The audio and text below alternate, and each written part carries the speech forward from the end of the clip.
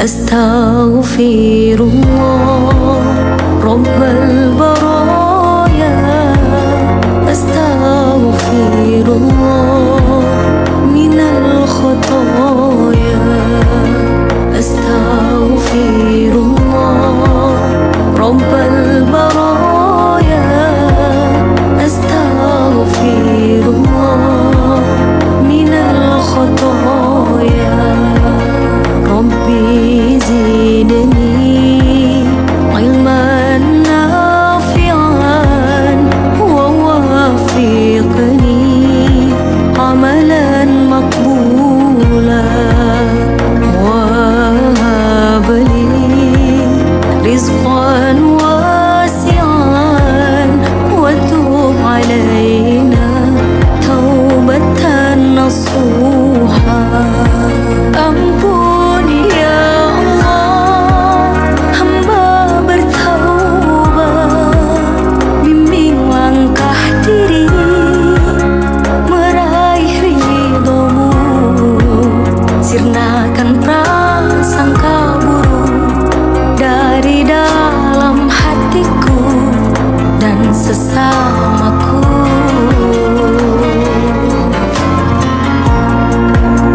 أستغفر الله رب البرايا أستغفر الله من الخطايا أستغفر الله رب البرايا أستغفر الله من الخطايا ربي زدني علما نافعا ووفقني عملا مقبولا. Bismillahirrahmanirrahim. Taklim kita tamatkan taklim kita masih kategori persiapan Ramadan. Siru dumadi du'ail mustajabatu ainal doa. Rahasia kalimat doa yang mustajab ketika kita sholat.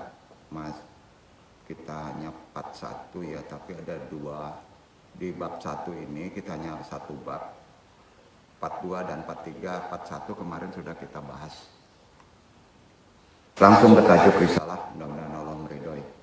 Assalamualaikum warahmatullahi wabarakatuh. Waalaikumsalam warahmatullahi wabarakatuh. Kita awali taklim kita dengan syahadatain, talqin zikir, doa kepada Allah. Mudah-mudahan ilmu ini bisa kita amalkan dan berfaedah untuk kita. Sama-sama kita lafazkan. Asyhadu an la ilaha illallah wa asyhadu anna Muhammadur Rasulullah. Shalawat umi. Allahumma sholli ala sayyidina Muhammadin nabiyyi wa ala alihi wa sahbihi wa sallim. Astaghfirullahaladzim. Astaghfirullahaladzim. Astaghfirullahaladzim. Doa marifat ilahi anta maksudi wa ridhoka matlubi atini mahabbataka wa ma'rifataka faro la ilaha illallah la ilaha illallah la ilaha illallah. Nabi isbat la ilaha illallah la ilaha illallah la ilaha illallah la ilaha illallah la ilaha illallah la ilaha illallah la ilaha illallah. La ilaha illallah Muhammadur Rasulullah ilaha diniyah sholihi wa ilaha droti Syekh Abdul Qadir Jalani bi syafaat Nabi Muhammad bi idznillah wadillahi ya Allah ya Allah ya Allah inna innaka la bisain qadir tapi hajatina wa khususan abaruhi Nur Muhammadin khususan ilaruhi Muhammad Nabi Yunaka wabil khusus hadiri al-mahdi khalifatul radin wa khususan arwahi muslimin mu'minin muslimin juriyatihi al-fatihah a'udzubillahi minasyaitonir rajim bismillahirrahmanirrahim alhamdulillahirabbil alamin arrahmanir rahim maliki yaumiddin iyyaka na'budu wa iyyaka nasta'in ihdinas siratal mustaqim siratal ladzina an'amta 'alaihim ghairil maghdubi 'alaihim waladdallin Allahumma ayyina al islam wa amitna ala sunnah Allahumma anta rabbi la ilaha illa anta khalaqtani wa ana abduka wa ala ahdika wa wadika masatatu a'udzu bika min syarri ma sanatu abu laka bi nikmatika alayya wa abu dzanbi faghfirli fa innahu la yaghfiru dzunuba illa anta Allahumma ya qadiyal hajat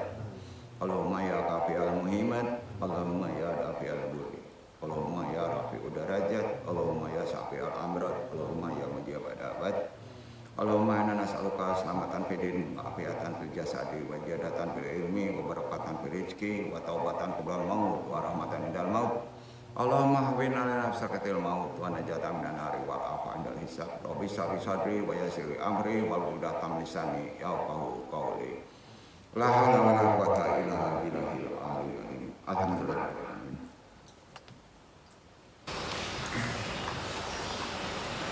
Alhamdulillahirabbil qala syahidin ajwaja wa sholatu wa salam ala syahidina wa maulana Muhammadin nuril huda wa syamsi huda wa badril yuja wa ala alihi wa ahli baitihi wa ashabihi ahli tuqa wa naqa wa najah ilma lana ila ma'lam tanah innaka antal alimul hakim.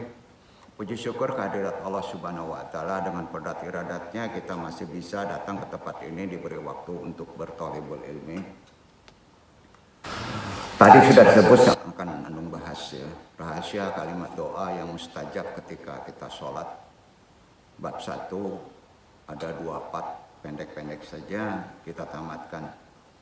Kategori tentunya persiapan kita diutamakan dulu sholat untuk menghadapi bulan suci Ramadan. Amma ba'du. Kalau antum benar-benar sholat serius ya, wanafat, wabil khusus jamaah YMA bisa dikatakan khusyuk, serius dulu.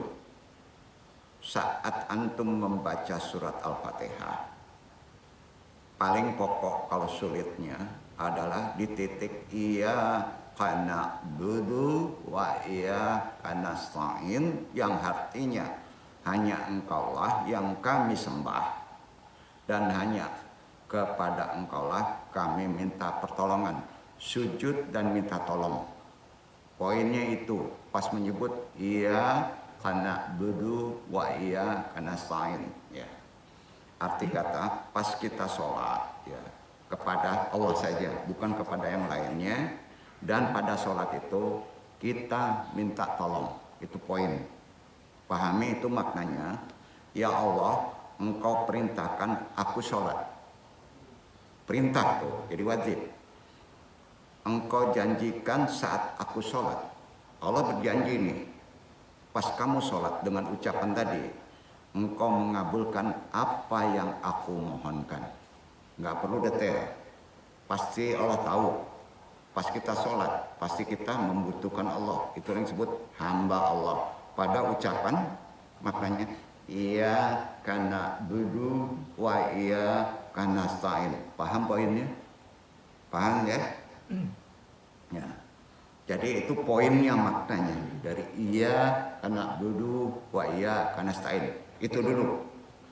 Karena sholat itu pemahamannya mungkin lama harus diperdalam. Ya. Karena itu tugas kita. Tugas hidup kita, ya. Jadi engkau mengabulkan apa yang aku mohonkan sekarang. Aku punya kesulitan, ya Allah.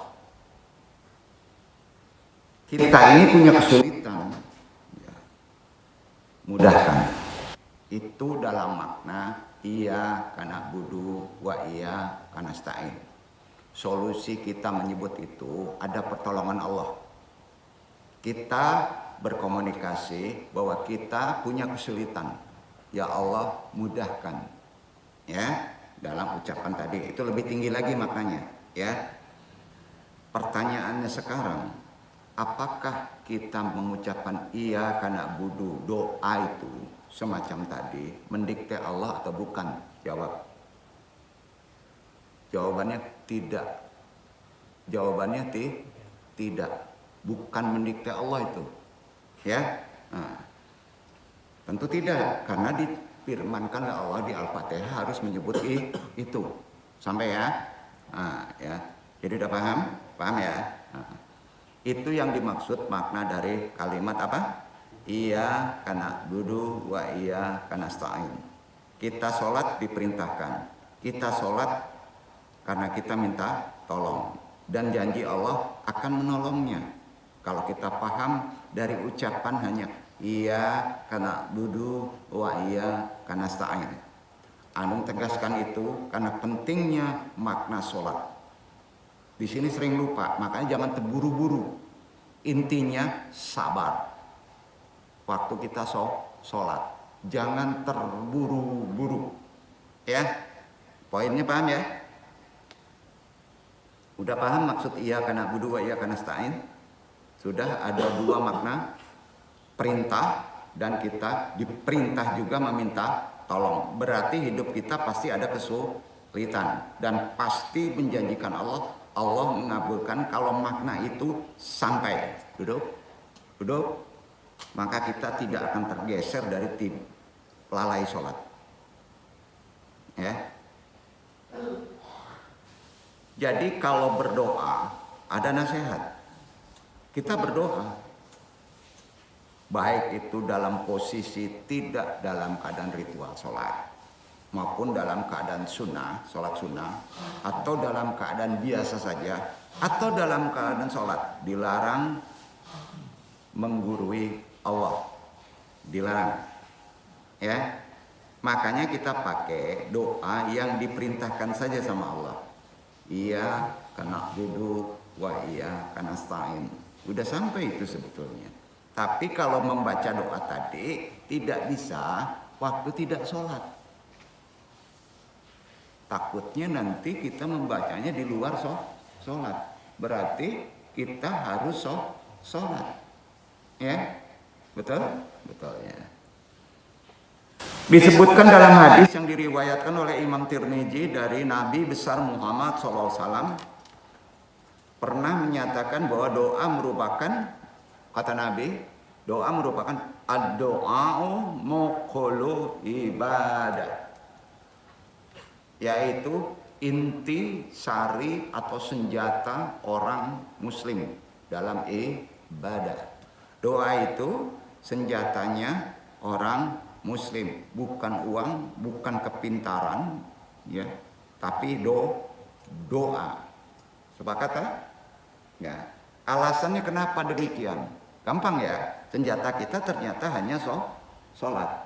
Pertama alasannya, berdoa sama halnya dengan menjalankan perintah Allah. Betul? Alasannya itu. Yang kedua apa? Doa itu mampu memutus pengharapan selain Allah.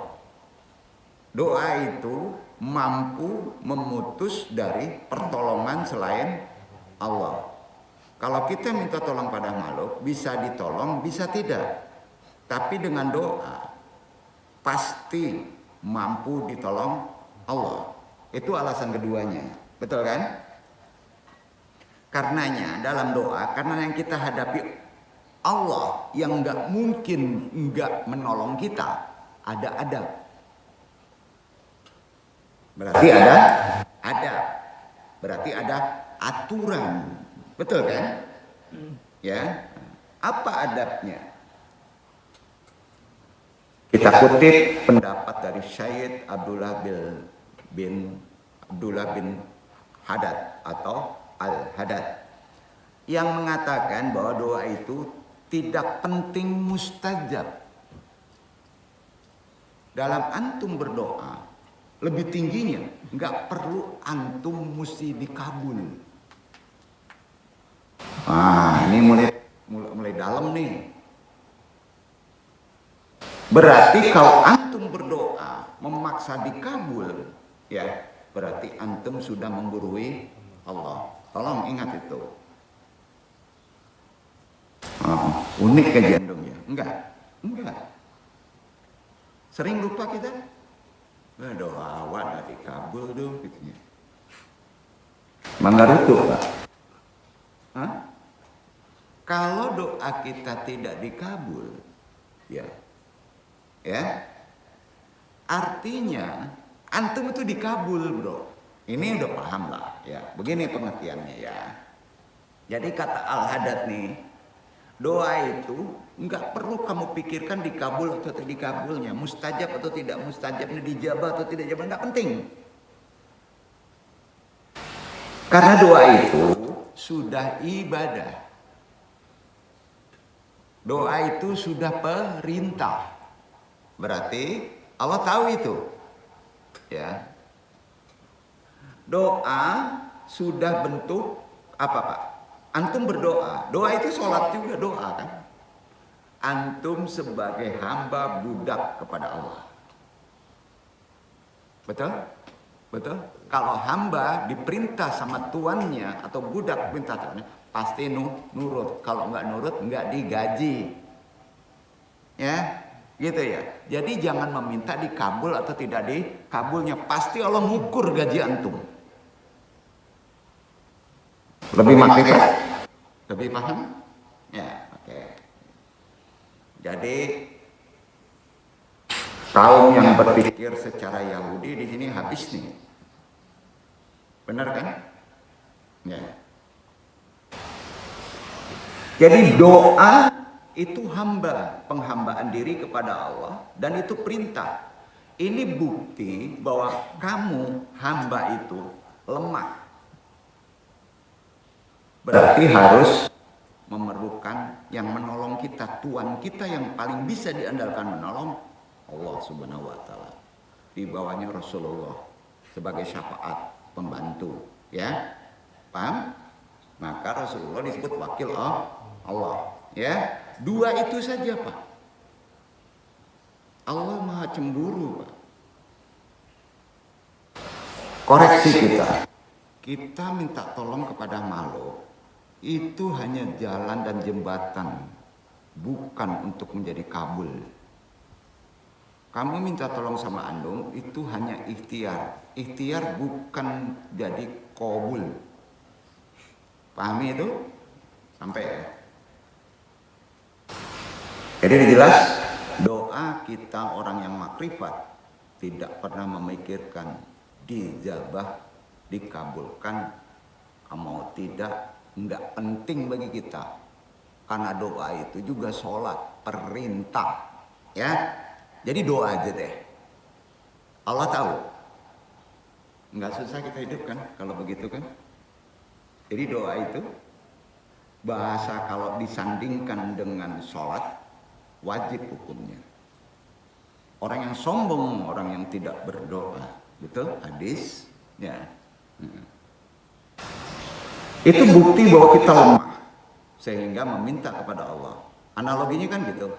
Jika setiap orang yang berdoa kepada Allah hanya berdasarkan keinginan antum, keinginan hati kantum, maka doa antum penuh dengan syahwat. Walaupun keinginannya baik. Ya. Sampai kita tidak boleh ya kalau berhadapan dengan Allah menentukan keinginan kita, memaksa keinginan kita, nggak boleh. Hidup kita sudah diukur. Duduk. Nah, pertanyaannya antum sekarang jadi antum sekarang ditempatkan di sini, datang ke sini dengan bentuk kayak gini, ikhlas atau tidak? Dengan memahami ilmu ini, antum harus ikhlas. Karena Allah pasti baik antum diginiin nih. Bener gak? Nah, tuh. Pulang, udah selesai tadi. Udah selesai. Ya, kan intinya di situ pikiran kita yang bikin kacau nih. Karena nggak marifat pada sholat. Jadi kalau antum semuanya sebagai budak hamba Allah memohon kepada zat yang bisa memberi, harusnya yakin dong. Nggak boleh ragu dong. Apalagi kalau dilandasi dengan ilmu. Sekarang kan cari ilmunya nih. Mungkin lebih hakul ya, yakin. Karena yang kita mohon kan kepada zat yang pasti memberi. Itu keyakinan mesti ada. Allah tahu itu. Doa kita ini masuk akal atau tidak, Allah tahu. Pantas atau tidak. Ya. Akan mengagetkan kalau nggak dikasih. Contoh gini Pak. Ya Allah, berilah saya uang yang banyak untuk bisa ngasih makan ribuan anak yatim. Ini dia. Ini kacau nih. Nah, kalau ngomong kayak gitu Pak, ada nggak gitu? Ada. Niatnya baik, baik. Atau ratusan anak yatim. Tapi bingung Allah itu. Coba logika kita, apa bingungnya? Berapa ribu Allah mesti matiin bapaknya? Ayo. Pinter nggak nih? Berapa ribu tuh? Itu kan hukum sunatullah. Kalau ribuan anak yatim mesti kita tanggung, berarti Allah harus matiin dulu bapaknya. Sampai nggak pikiran antum ke situ? Itulah manusia berdoa sering menggunakan khayal keegoan dirinya. Nah, di sini poinnya dapat ya. Ya, dalam sholat hati-hati Pak. Pahami ilmunya. Ya Allah, tolonglah saya supaya dekat ini dengan rektor gitu ya. Kacau Pak. Itu doa khayalan tuh. Kadang-kala dijauhkan dulu sama rektor supaya antum tidak menyembah kepada makhluk. Betul? Betul? Gitu Pak. Ikhlas antum sekarang nih kondisi seperti ini? Ya. Ikhlas ya? Nah pertanyaan, ikhlas gak antum kalau berbuat dosa? Berbuat maksiat? Ayo. Jadi ikhlas juga harus diilmui kan? Iya kan? Nah, ini ya, kita lanjutkan dulu. Jadi dengan landasan ilmu antum dalam sholat, dalam berdoa, landasannya ilmunya ada, cara mengambil ilmu itu perintahnya wajib loh, sampai ke liang lahat. Salah satunya antum hebat sekarang. Orang masih banyak yang tidur, masih sibuk dengan alasan sepele dunia. Ini urusan kita, urusan penting. Datang kemari, hujan juga diterjang, keren. Antum mati, antum syahid. Jangan lihat yang duduk. Oh, cetek ngaji sama si Adang mah katanya. Jemaahnya enggak 1000 umat. Lihat apa yang dibacanya. Melalui mana sandarannya. Logika kita nerima enggak? Ada dalilnya enggak? Ada nasabnya enggak? Ini bukan promosi. Betul kan? Nah, kita pahami ya. Jadi, diilmui. Jangan merasa berilmu ya. Kenapa? Karena mereka ada Google. Kan gawat nih. Google itu enggak ada rantai sanad. Kan kemarin udah dibahas. Ya, kemana-mana rantainya. Ya. Itu sebabnya kalau antum berilmu, diberi atau tidak diberi oleh Allah, pasti antum ikhlas. Sepakat? Itu tanda berilmu. Dikabul tidak kabul, pasti ikhlas. Pertanyaannya, kalau antum sholat, setan bisikannya di mana Pak? Sholat kamu nggak akan diterima. Itu yang pertama kali dimasukin di kepala. Jadi kalau sholat, kamu mau diterima sholatnya, mau tidak diterima, nggak urusan kita. Mau mati seudon, mau mati baik, tidak baik, nggak urusan kita. Kita urusannya nggak tahu itu. Urusan kita, lakukan saja sholatnya dengan benar, titik. Nggak capek kan kita? Nggak capek kayak begitu berpikiran. Bener nggak? Ngetanya nih sama orang yang ahli agama. Betul nggak omongan andong nih? Banyak yang salah nggak sholat? Aduh, sholat saya ini kentut nggak ya? Itu mainan setan tuh. Dibuat lupa kita. Di mana letak awalnya setan bermainnya? Pikiran kan? Bayangin Allahu Akbar, langsung masuk tuh. utang gua. Waduh, gua nggak datang kemarin, cewek cakep banget. Masuk nggak tuh, Pak? Masuk kan? Nah, itu dia perlunya taruh. Anda mengingatkan lagi. Oke, udah banyak yang tahu. Ya, oke, udah banyak yang tahu. Tapi tahu nggak? Kalau antum sholat itu nggak boleh memikirkan diterima atau tidak diterimanya. Berarti antum memikirkan yang belum terjadi. Yang penting sholat antum beresin aja, bener nggak menurut rukunnya, gitu aja. Betul nggak? Ya. Nah, ya. Keren antum, sholatnya kusuk banget nih. Wah, matinya husnuzon nih katanya. Wah, itu dosa itu. Tahu banget dia ya. Nggak bisa kayak gitu. Udah banyak diem deh kalau perkara sholat. Ya, beresin aja sholatnya. Jadi makanya ada syair nih. Ya. Orang-orang yang keren ilmu sholat itu bersair, Pak. Di antaranya Sayyid Abdullah Al-Haddad berisi tentang kelemahan seorang hamba di hadapan Allah. Akui aja antum lemah. Qad kafani ilmu rabbi min syuali waqtiari fadu'ai waqtihali syahid li bihtiqori. Rame itu orang nyebut kayak gitu, tapi nggak ngerti makna. Apa artinya? Telah cukuplah bagiku pengetahuan Rabbku akan permintaan dan usahaku, udah cukup aku tahu. Doa dan permohonanku merupakan bukti kefakiranku. Mau diterima, mau enggak, gua nggak pikirin. Yang penting gua doanya benar, sholatnya benar kan? Nah gitu. Ya. Doa ini kalau mau dicontohkan seumpama interaksi antara seorang pembantu dengan majikan deh. Ketika pembantu itu kan udah kontrak, kamu sebulan digaji segini, gitu. Nggak dipikirin kan?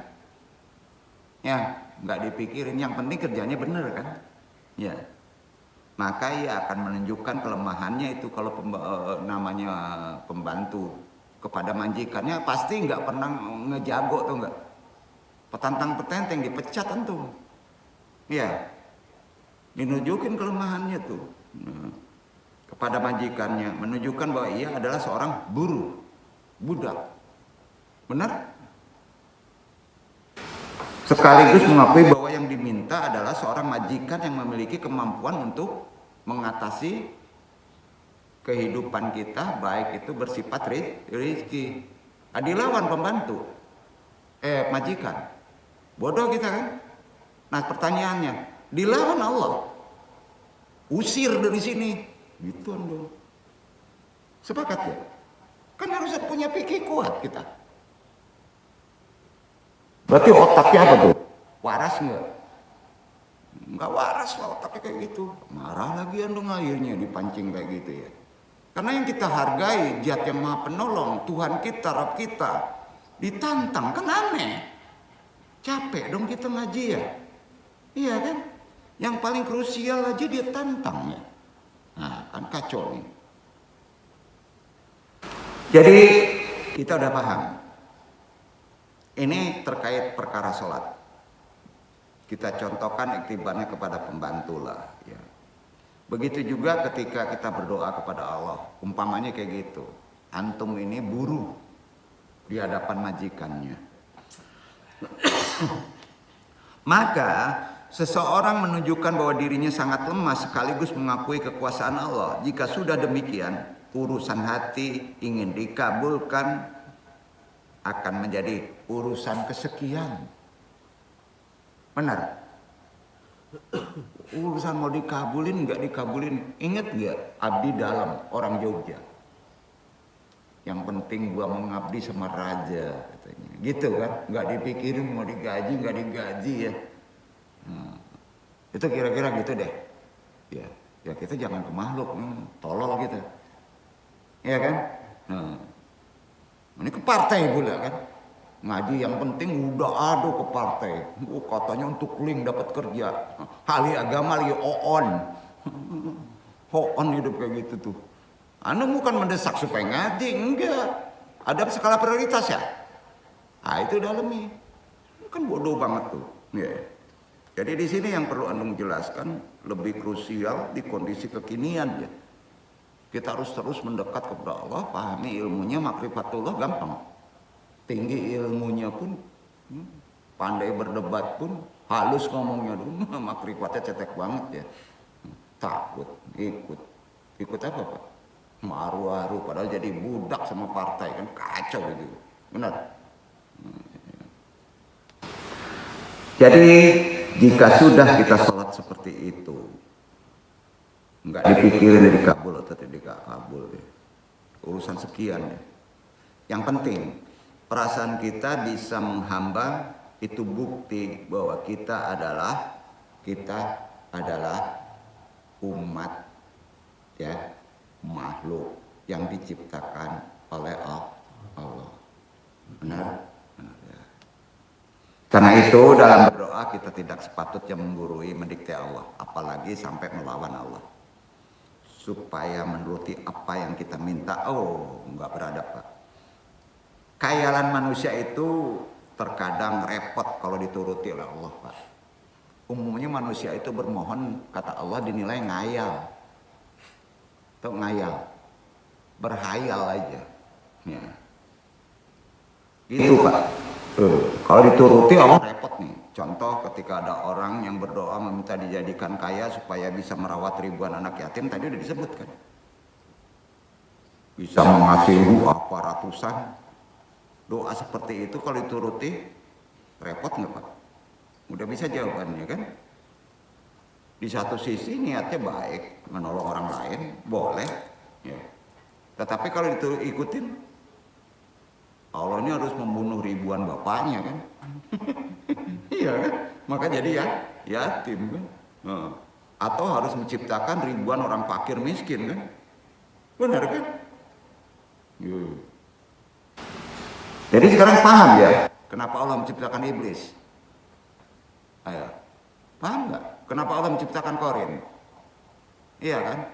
Maka ada jemaah Anda ngomong Korin, kenapa nggak Allah bunuh aja Om katanya?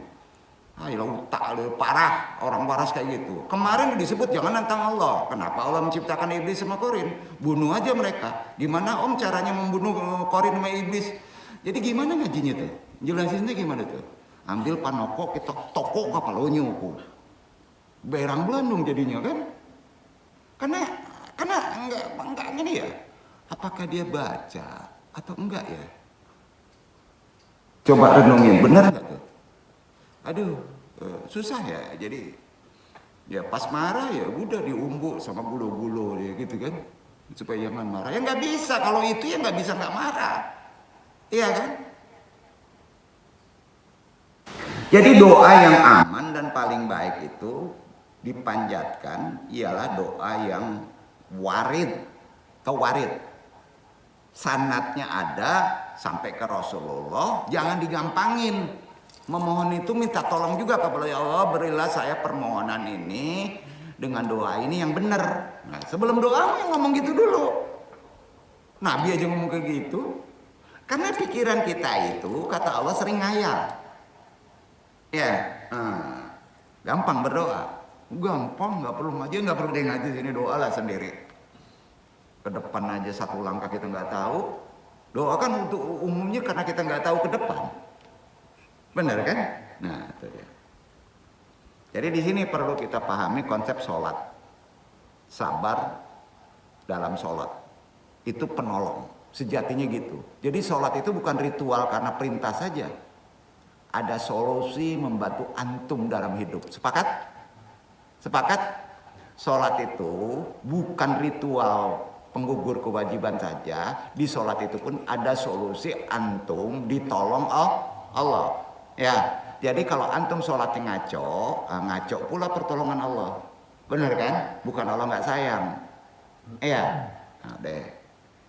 Aduh, Pak Di kajian. Aduh, ampun dong kata Pak Di. Dia on tuh. Nan duduk pernah mencoba membangkang juga sholatnya belang betong. Kacau hidupnya. Kacau, Pak.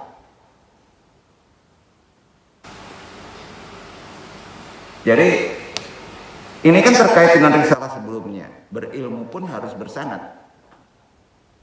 Ya. Kalau kita diperbolehkan meminta apa aja dalam berdoa dan dikabulkan, Interaksi. Interaksi. Kalau kita meminta kepada Allah apa aja dan Allah mengabulkan, antum hanya minta nih satu. Jawab ya. Kira-kira permintaan antum apa?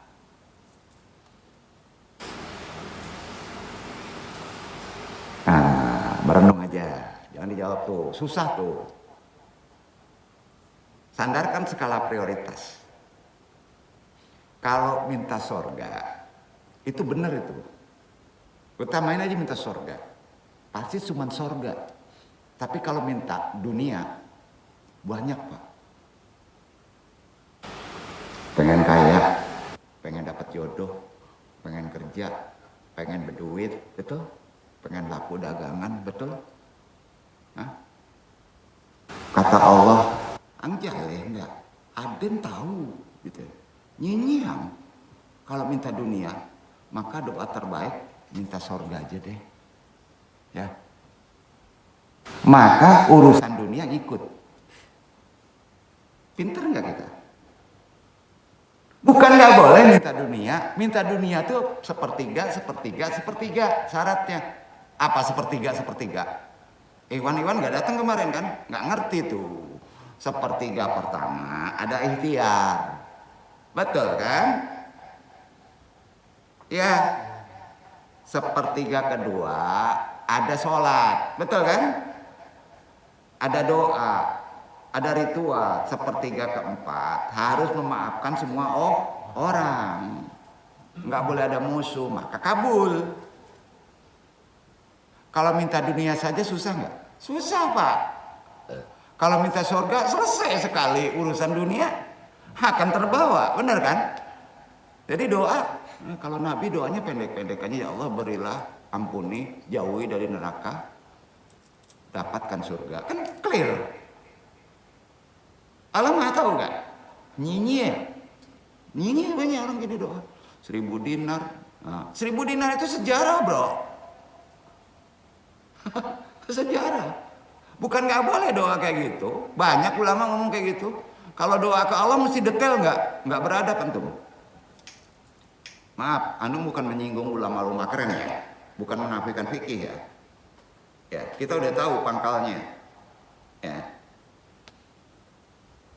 Kira-kira Iwan mau minta apa? Ini udah berilmu Iwan ya. Kalau diperbolehkan minta apa aja dalam berdoa dan dikabulkan, kira-kira Iwan, akhwat, kalau ada akhwat, mau minta apa? Kalau minta surga, nah naik tuh otak-otak jeleknya tuh. Itu kan nanti. Gua butuhnya sekarang. Maksa nggak? Nanti itu gimana? Bukan gimana nanti. Kemarin udah dikaji. Itu yang pinter, ya kan? Nah, itu kan nanti akhirat. Sedang kalau minta rezeki, sekarang udah rezeki aja, udah dapat rezeki, pikiran lagi tuh, naik lagi tuh, bener kan? Renungin aja tuh. Minta sehat, banyak ya kalau urusan dunia ya, banyak kan? Nggak habis-habis bro, bener kan? Nah, nggak sedikit orang soleh termasuk para nabi. Ya, orang soleh dulu, para nabi dulu, ya, yang hidup beberapa generasi. Ya. Kalau setiap ada masalah, nasihatnya anu ya, apapun masalahnya, rata-rata solusinya bukan langsung angkat tangan, langsung gelar saja dah, langsung sholat 2 rakaat. Dipraktekin dibantu.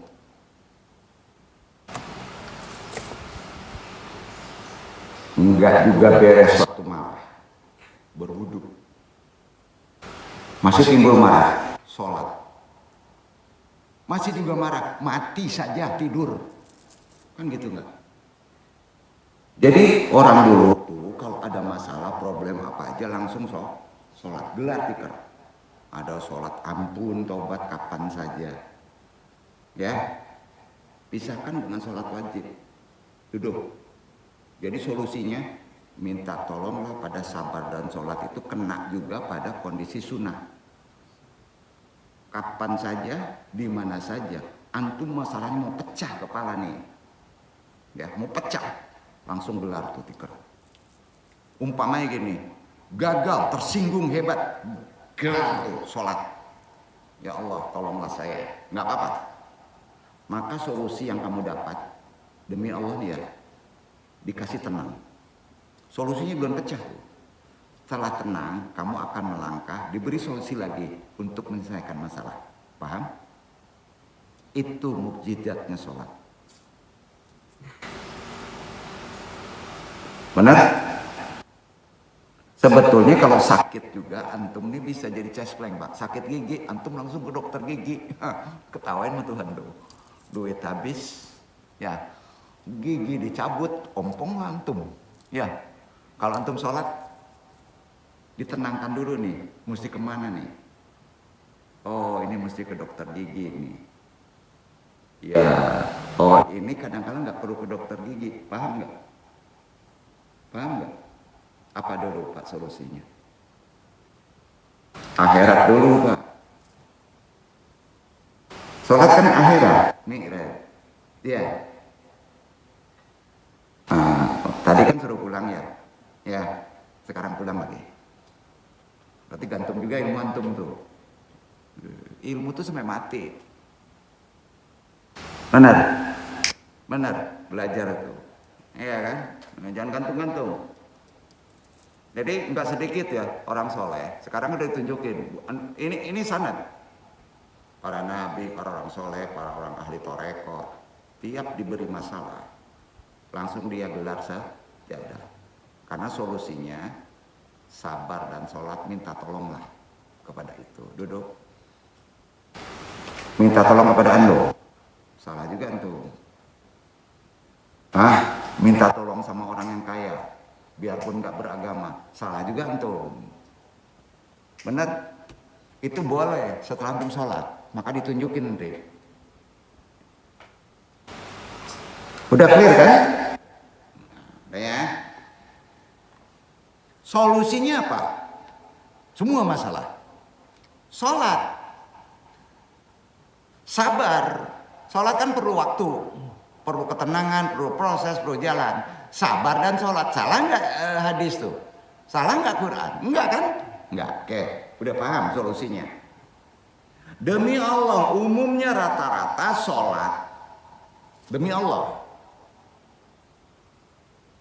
Itu solusi masalah hidup antum. Demi Allah, rata-rata umumnya sholat. Tuh. Ya. Jadi hidup itu bukan gak ada masalah bro. Dunia itu tempat masalah. Kalau takwa antum bagus, akan Allah kecilkan tuh masalah. Takwa itu harus sholat. Ya. Apapun masalahnya, sampai tidak terasa itu sabar. Menyelesaikan masalah itu harus dengan sabar dan sholat, betul. Omongannya kan jadi betul tuh. Itu sama mengikuti teladan Nabi Muhammad SAW, berarti mengikuti sunnah, iya kan? Nah, di mana sholat menjadi sarana utama untuk memohon pertolongan Allah, di samping sebagai tugas kita hidup. Ya, lu berani ngelalainnya, cerdas katanya.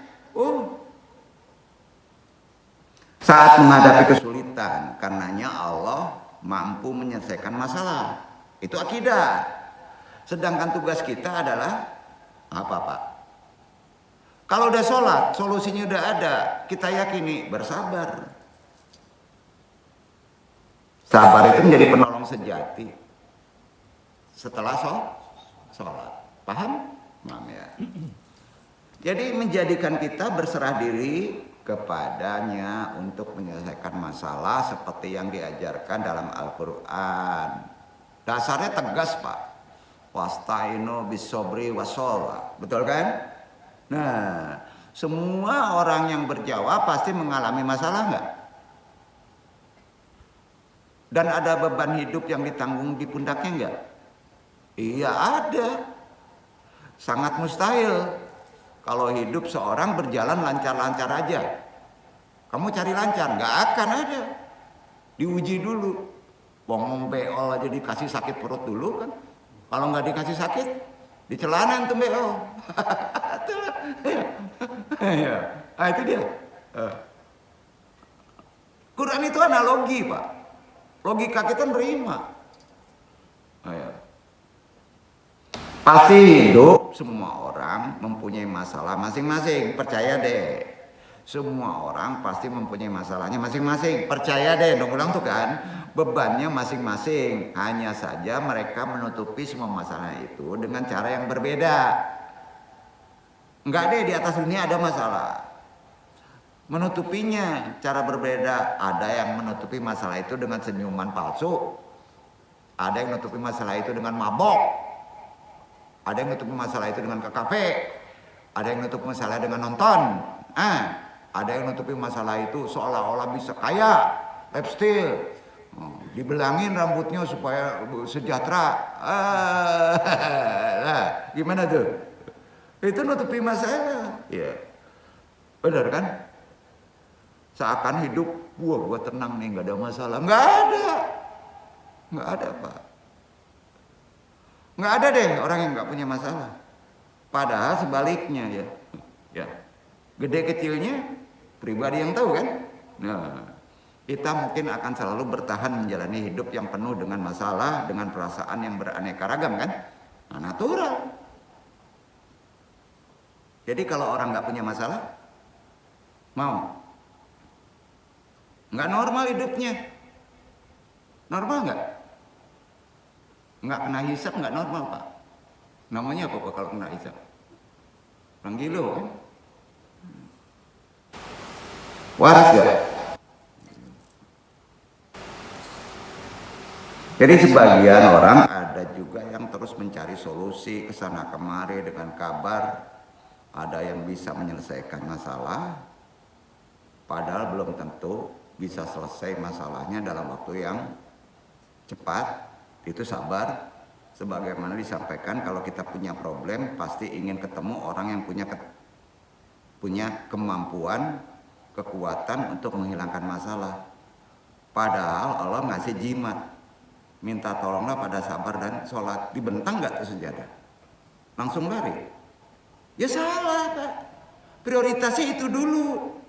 Baru nanti dituntun setelah sholat kemana antum. Betul kan? Oh itu kan pikiran antum. Enggak Pak. Udah sholat tuh. Itu masuk tuh Allah nuntun kita tuh. Insya Allah beres tuh. Itu yang sering nggak yakin. Kemana kita berangkat itu pasti ke situ. Misalnya, udah sholat ya Allah, ini saya harus nikah nih. Udah ada perjanjian, dituntun sama Allah tuh. Sholat dulu. Wah kita mesti ke sana. Dituntun sama Allah. Ke sana. Itu karena antum, bukan. Pas ke sana langsung dijeblogin ke motornya misalnya terjun. Langsung nggak ketemu orang itu. Berarti nggak jodoh kan? Bisa kayak gitu nggak? Bisa. Jadi bukan antum itu. Sholat dulu Pak, supaya urusan ikhtiar kamu jadi ridhoi Allah gitu. Udah deh.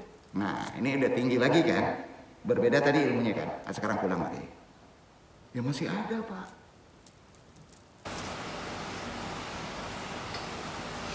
Jangan cenek ya tadi antum ya, untuk Iwan yang ngerti Islam ya. Dicenek langsung loncat ke paling tinggi aja. Mabok orang tuh.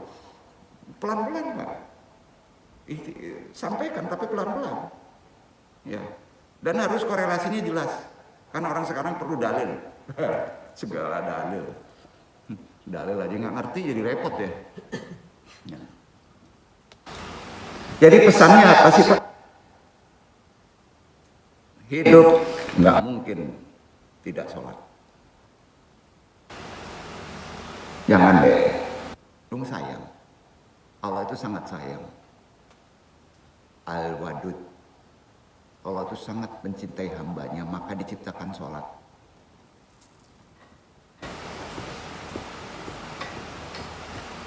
Jangan tinggalkan sholat bro. Jangan silat tinggalkan sholat bro. dalam kondisi apapun jangan. Karenanya sholat itu nggak ada toleransi, sakit mesti sholat, benar? Tertinggal tidur harus sholat. Nah, ada hadisnya. Ya, hukumnya wajib ya.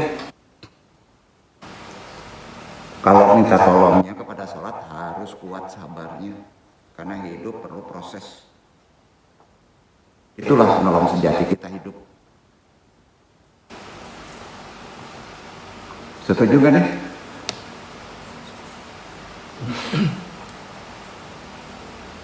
Kita merenung dulu deh. Jadi supaya kita paham. Betul tahan ya. Yang nggak boleh ya dalam ujian ini kan putus asa, jelas nggak boleh. Dan kalau ada masalah jangan salah arah dulu. Umumnya rata-rata ingin ketemu orang yang mempunyai keilmuan untuk menghilangkan masalah, orang yang berilmu. Nah, takutnya kan salah arah, dukun bulan ini temuin nanti kan.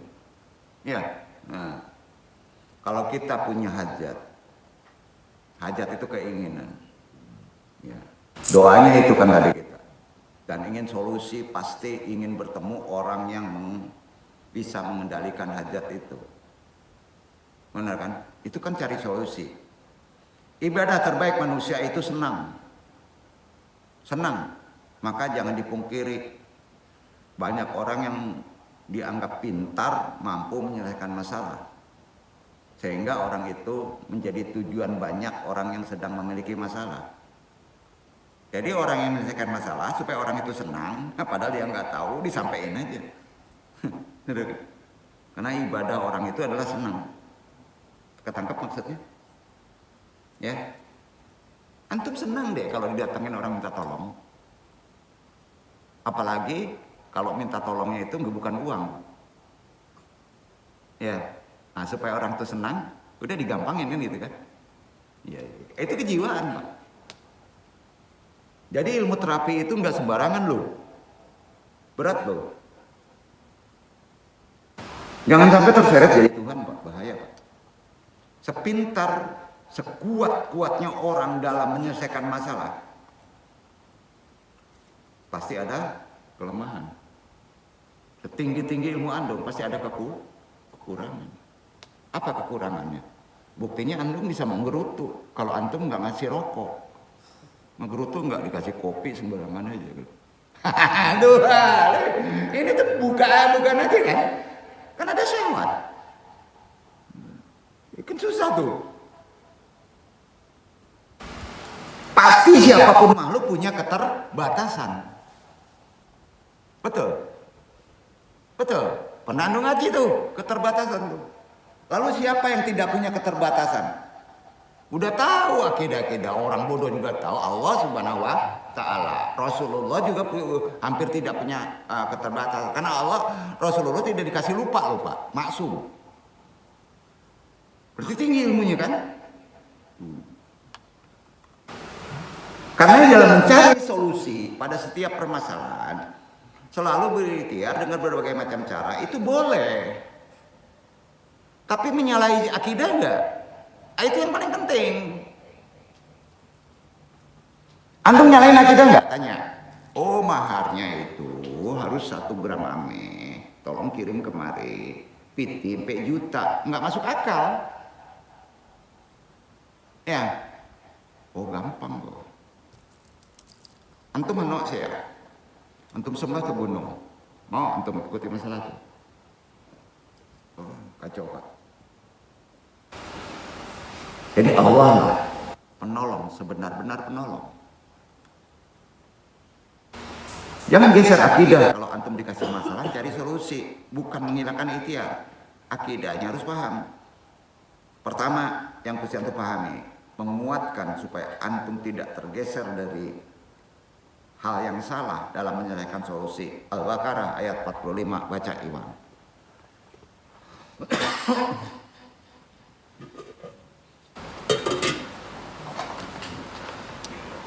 أعوذ بالله من الشيطان الرجيم Bismillahirrahmanirrahim.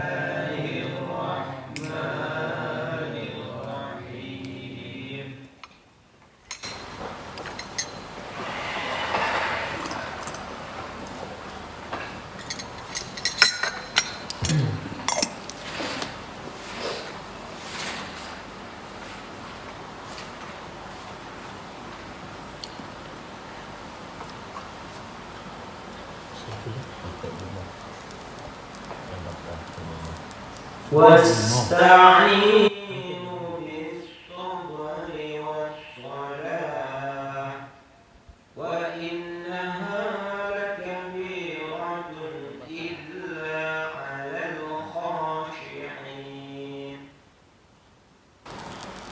Jadikanlah sabar dan sholat sebagai penolongmu, dan sesungguhnya yang demikian itu sungguh berat kecuali bagi orang-orang yang khusyuk.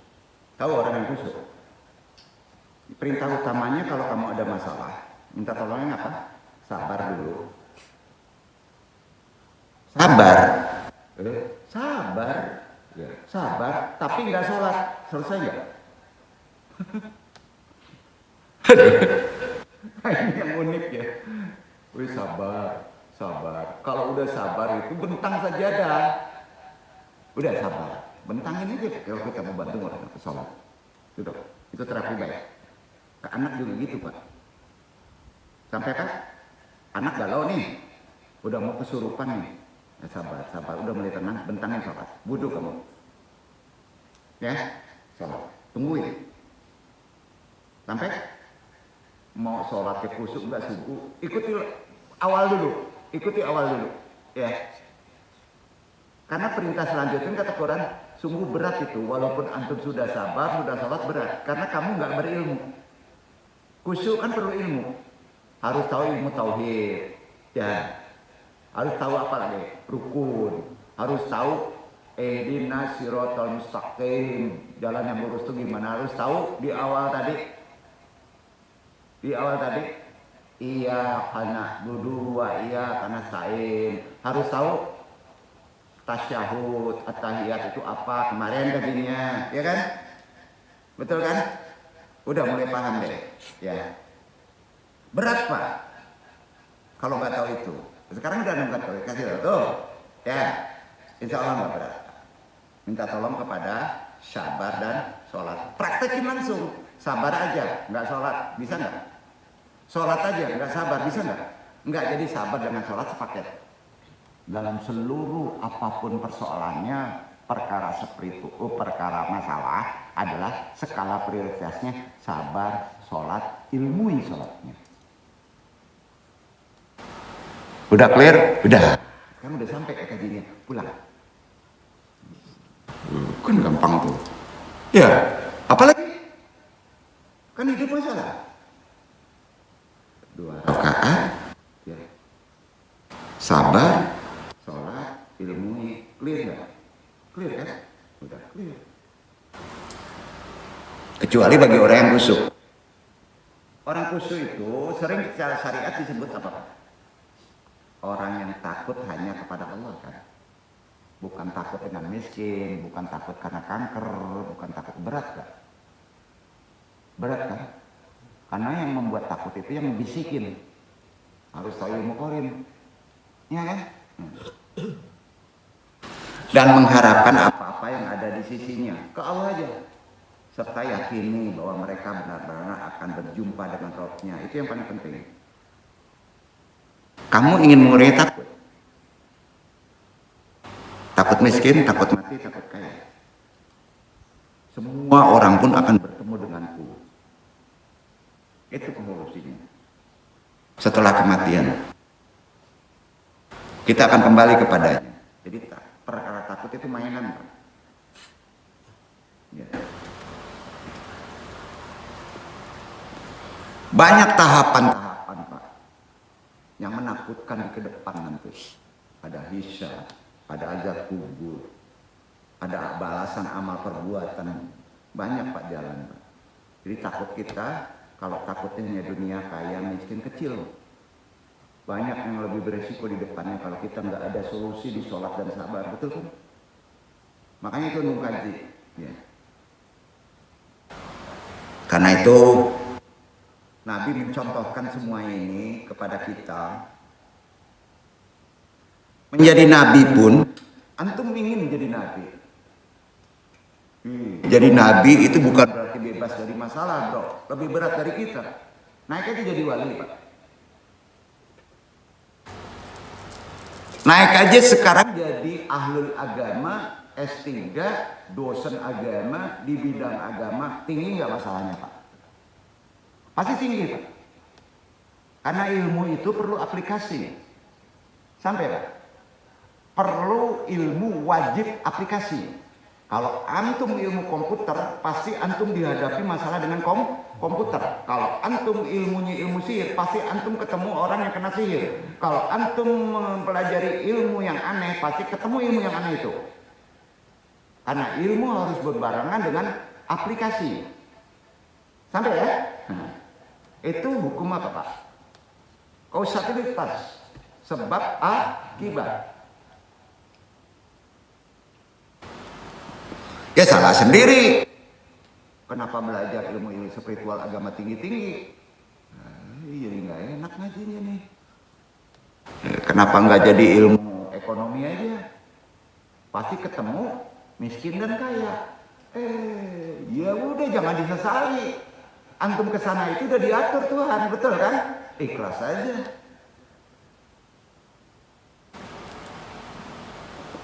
Menjadi nabi. Gak bebas kok dari masalah. Lebih tinggi lagi masalahnya yang dihadapi Nabi. Dan lebih kompleks lagi.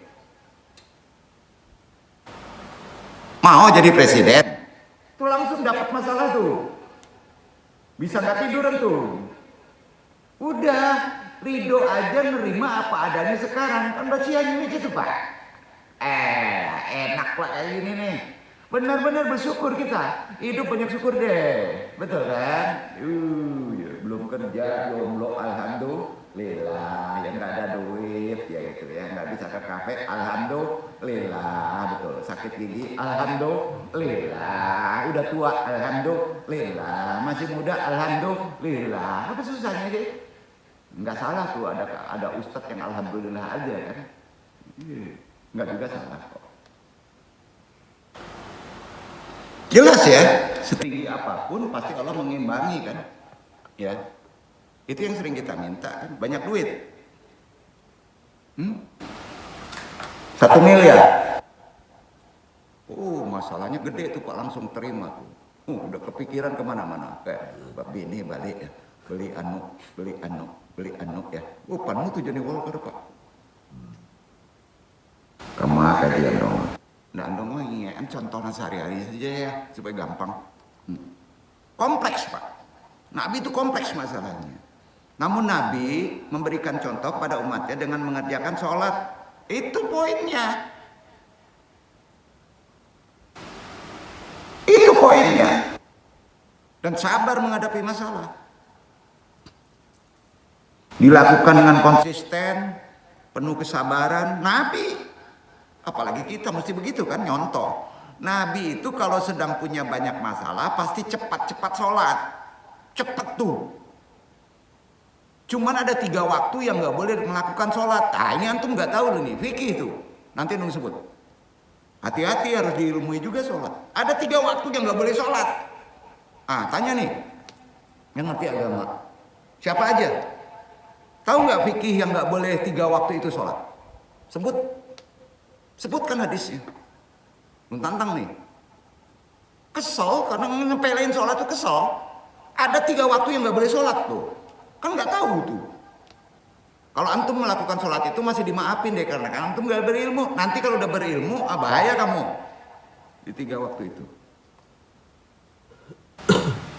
Nabi itu cepat-cepat sholat kecuali 3 waktu itu. Kecuali ada faktor lain. Ya. Maka dikatakan wasta'inu bisobri wasolah, kata Allah kan gitu kan, minta tolonglah dengan sabar dan sholat, kan betul tuh ya. Mesti kerja minta tolongnya enggak, bukan skala prioritas. Mesti dapat uang banyak enggak, itu skala naik. Udah sabar sholat dulu, itu poinnya. Kamu minta pertolongan dengan konsisten, dengan sabar, minta pertolongan dengan sholat, udah keren deh. Pasti Allah tuntun tuh, dibimbing tuh. Karenanya dalam rangka menyongsong persiapan bulan suci Ramadan, Andung jelaskan dulu perkara sholat.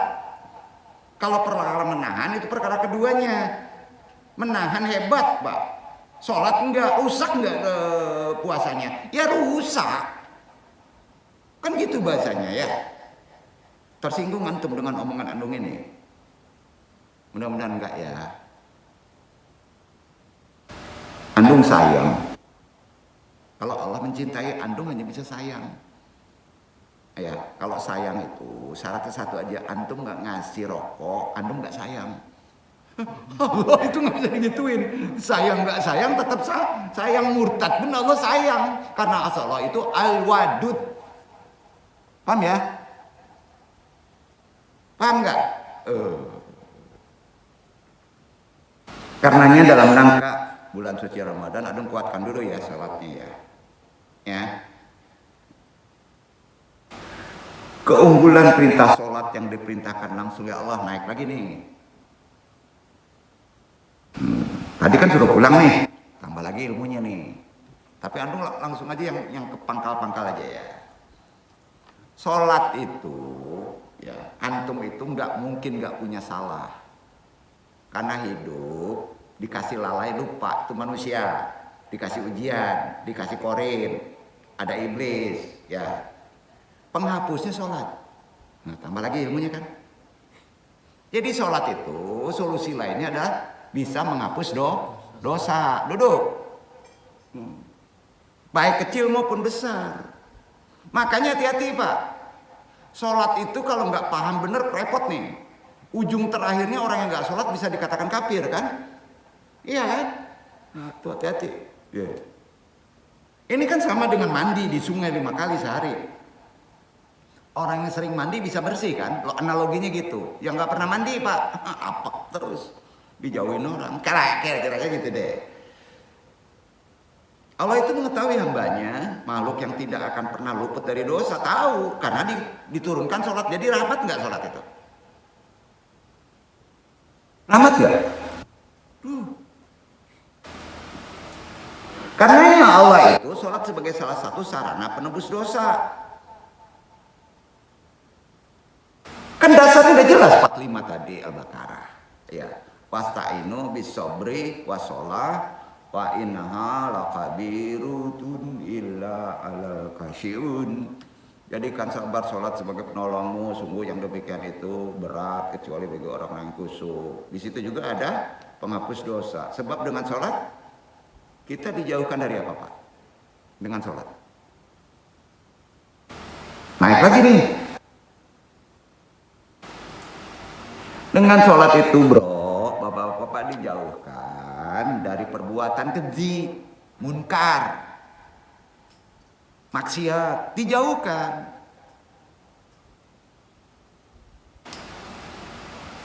Ya, meski sholat 5 waktu, maka tandanya iya. Ya, kalau masih juga melakukan keji munkar, kenanya satu, Pak. Di sabarnya. Kenanya di mana Pak? Di sabarnya. Makanya sholat itu makrifatnya harus ada sabar kalau ingin jadi penolong. Kalau sabarnya ada, antum berpikir 2 kali untuk buat maksiat, benar kan? Dasarnya mana? Udah tahu nih, kira-kira dasar apa tuh? Al-Baqarah berapa tuh? 153, betul kan? Coba perhatikan tuh.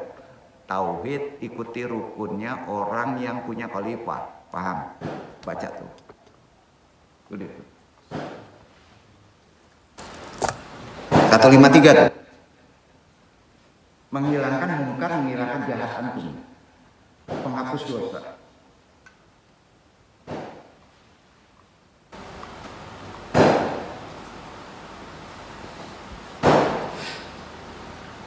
Ya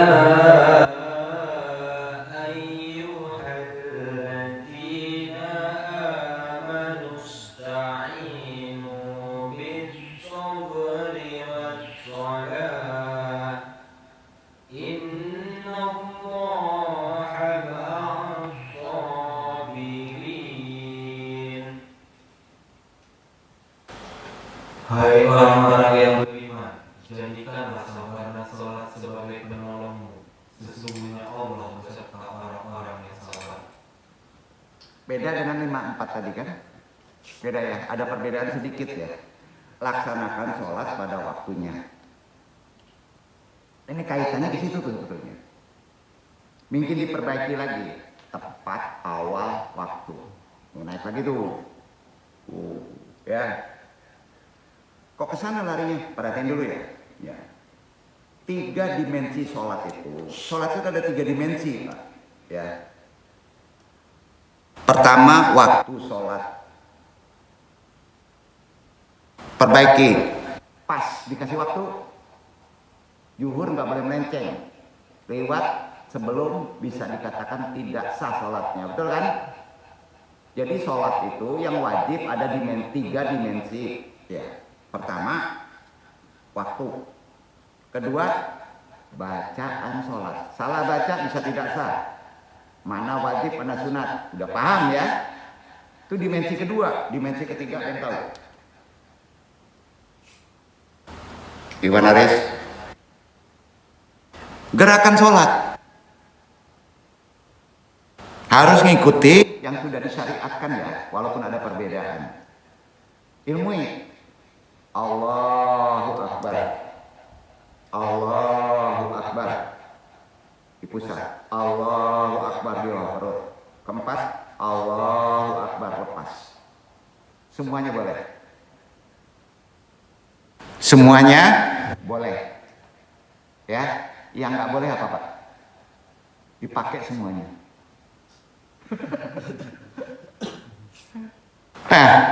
Allahu Akbar. Nggak boleh. Ngajarnya satu. Duduk. Duduk. Duduk ya. Yang nggak boleh berlebihan. Sholat berlebihan boleh nggak? Nggak boleh. Sampai ya. Udah sholat jam Isya. Ini suami istri nih. Sudah itu dia nggak mau batal wudhu. Sholat lagi dia. Dia mulai. Wah.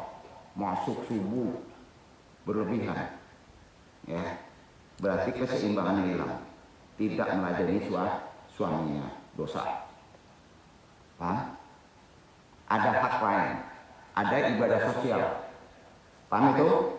Jelaskan itu ke bini antum. Kalau ala babini berat, kalau punya bini enggak diuji kayak itu tuh, ya. Kamu aja kok. Diilmui lah, ya. Nah.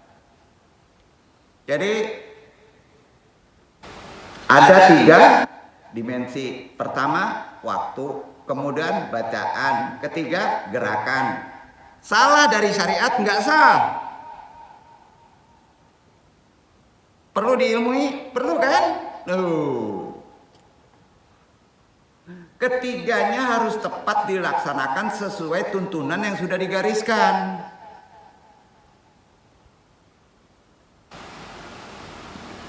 Itulah sholat menjadi perintah yang Rasulullah pegang teguh dan beliau perintahkan kepada umatnya. Jangan sampai dilalaikan aturan tadi. Ya. Karena apa? Karena sholat itu tiangnya kita, tiangnya agama kita. Kan gitu. Menjadi dasar penilaian amalan kita dari semua perbuatan, dasarnya tadi. Ya. Maka perbuatan baik kita kalau itu nggak ada, batal. Nah, pertanyaan sekarang, antum puasanya keren nih, sholatnya nggak ada. Oke, ada yang menyebut sah puasanya, rusak nggak puasanya? Bisa batal ya. Anu nggak menyebut fikihnya ya. Rusak sama batal sama nggak? Ya. Tangkap Pak. Rusak sama batal sama Pak? Hampir sama ya. Jadi dalam peristiwa itu pula Rasulullah bertemu dengan beberapa nabi sebelumnya. Saat bertemu Nabi Ibrahim, beliau pun diperintahkan memperbanyak zikir ya, yang nantinya supaya kita menjadikan tanaman surga pada sholat itu lebih spiritual. Andung langsung potong aja kajinya karena terlalu panjang ya. yang tanahnya subur, lahannya juga luas. Kalau diperintahkan seperti itu, Rasulullah pun bertanya, zikir itu apa? Itu yang dapat menjadi tanaman surga. Lalu Nabi Ibrahim menjelaskan, jangan dipikirkan, sampaikan ke umatnya diterima atau tidak terimanya sholat. Pokoknya sholat kamu benar aja. Makanya ada kata-kata la haula wala quwata illa billah. Duduk gak? Ya. Tidak ada daya, tidak ada upaya menjalankan ketaatan melainkan dengan pertolongan Allah. Berarti sholat juga harus minta tolong kepada Allah. Doa pun harus minta tolong kepada Allah. Kuncinya teladani Nabi. Ketika ada masalah, Nabi Muhammad SAW langsung sholat. Ini menunjukkan bahwa sholat adalah respon pertama. Antum ada masalah? Gak ada duit. Yang sepele aja. Ditagih hutang tuh. Nggak laku-laku, berat nih, orang tua saya sakit, dagang gua nggak laku-laku, duit nggak ada. Respon pertama, seorang yang beriman respon pertama bro, bentang sajadah, ngadu sama Allah. Sholat itu bisa sunnah letaknya, ya. Tapi itu respon pertama tadi, kalau tidak ada sholat wajib, nggak juga berhasil tuh. Paham nggak? Sama dengan puasa.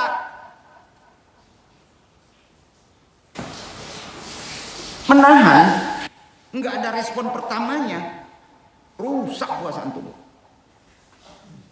Keterima analoginya? Alhamdulillah. Jangan tersinggung ya. Ya. Anda hanya menyampaikan apa yang tertera dari syariat dan perintah Allah kan. Nah tuh. Nabi langsung sholat tuh. Menunjukkan bahwa sholat respon pertama yang dilakukan tiap ada ujian masalah apapun juga. Bukan mencari orang lain atau mencari solusi duniawi terlebih dahulu. Salah. Artinya sholat sebagai solusi pertama kali dahulu. Karena sholat bukan hanya kewajiban tapi juga solusi penyelesaian. Betul kan? Nah. Ini cara kita meminta langsung kepada Allah. Jadi kalau ditanya cara meminta langsung, puasa dulu, ya salah Pak. Sholat, sabar, betul? Itu dia, nggak susah. 40 hari puasa, masalahnya keburu hancur ya. Lama betul kan? Nggak gitu Pak. Ya. Agar masalah bisa cepat selesai, sabar dan sholat. Penolong pertamanya wasta'inu bisobri wasolat.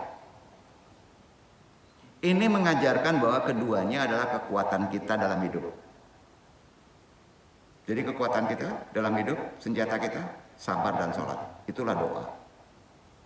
Doa aja tanpa ritual sholatnya sah nggak? Udah. Ya. Serahkan diri persoalan kepada orang yang paling kita pastikan bisa menolong. Setelah sholat, setelah bersabar, tugas kita selesai. Apa selanjutnya?